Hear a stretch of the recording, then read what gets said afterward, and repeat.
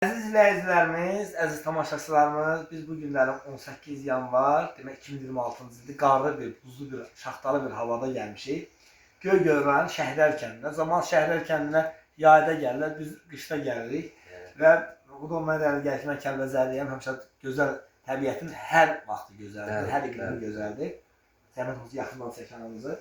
Biz bu gün həm gəldik, çoxlu sayda şagirdlərdən, tələbələrdən, valideynlərdən sorğular apardıq. O zaman müəllimlər, təqaüdlü olan müəllimləri soruşduq və Saniyə müəllimləri dedilər. Adı soyadınız? Sanayə. Sanayə. Allah verdi. Çox gözəl. Və siz də həyat yoldaşsınız. Adınız soyadınız? Vilayət Məmmədov. Çox gözəl.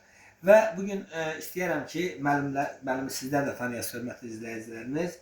Müəllim, neçə il təhsil sahəsində çalışmısınız? Mən 41 il. Hansı fən tədris eləmisiniz? Mən ixtisasım sinif müəlliməli idi. Bəli. Amma 20 il direktor müavini dərsdə müdür işləmişəm. Vay maşallah. Və biz sizi kimi insanlara fəxr edirik, qürur duyuruq. Bu gün olsun ki, inşallah sizin nəvələriniz də, övladlarınız da sizin kimi vətənimizin dəyərli vətəndaşları olsun. Biz sizlərdən fəxr edirik, qürur duyuruq. Və siz də həyat yoldaşı. Siz hansı sahədə çalışmısınız mənim? Rabitə sayəsində. Rabitə sahəsində çalışmışam. Uzun müddət kənddə montyor işləmişəm. Telefon montyoru, elektrik montyoru. Allah ömür versin. Mənim bu günlər müəllimiyə nə arzuluyorsunuz, nə deyə bilərsiniz? Necə həyat yoldaşı olub, necə anadır, necə valideyndir, necə müəllim olubdur? Çox gözəl, çox qəşəng. Çox qarikeş ana olub. Uşaqdan, baladan ötəri özünü oda olub.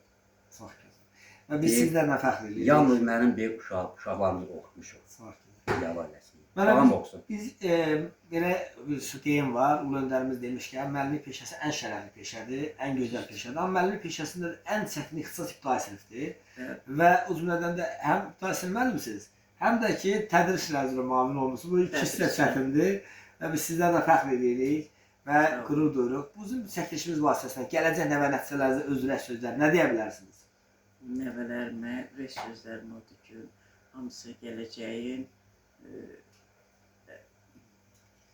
vətənpərvər, ziyalısı olsunlar. İndi böyük nəvəm orta məktəbi qutarıb, institut oxuyur. Universitetdə oxuyur. Arzu edirəm ki, bütün balaların hamısı vətənpərvər olsunlar. Ən əsas vətənpərvər. Ən əsas vətənpərvər. Vətənə layiqli övladlar olsunlar. Gözəl vətəndaşlar olsunlar. Çox gözəl. Biz sizi kimi insanlarla fəxr edirik. Bizim də arzumuz odur ki, mən bir jurnalist olaraq, mənim də sizə arzum odur ki, gələcəkdə vətənimizin dəyərli vətəndaşları olsun, nəvələriniz, sizlər də Allah təala uzun ömür, can sağlığı versin. İndi hal-hazırda neçə yaşınız var ana? Mənim 68. Biz 70, 75, 80, 90 yaşınızda gələk gözəl çəkiliş edək.